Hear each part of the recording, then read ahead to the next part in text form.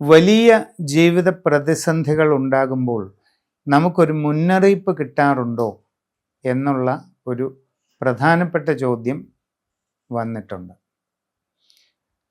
തീർച്ചയായും എന്നാണ് അതിൻ്റെ മറുപടി.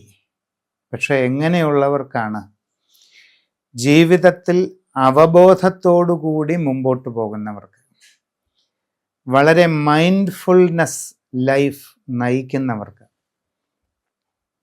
ദൈനംദിന ജീവിതത്തിലെ എല്ലാ കാര്യങ്ങളും നന്നായി ആലോചിച്ച് തീരുമാനിച്ച് നമ്മൾ സംസാരിക്കുകയും ചിന്തിക്കുകയും പ്രവർത്തിക്കുകയും ചെയ്യുന്ന കാര്യങ്ങളെപ്പറ്റി മനസ്സിൽ നന്നായി വിലയിരുത്തി ഒരു അവബോധം അഥവാ അവയർനെസ് സൂക്ഷിക്കുന്നവർക്ക് പലപ്പോഴും പ്രതികൂല സാഹചര്യങ്ങൾ ഉണ്ടാകുന്നതിന് മുൻപ് എന്തൊക്കെയോ സൂചനകൾ പല രൂപത്തിൽ കിട്ടാറുണ്ട്.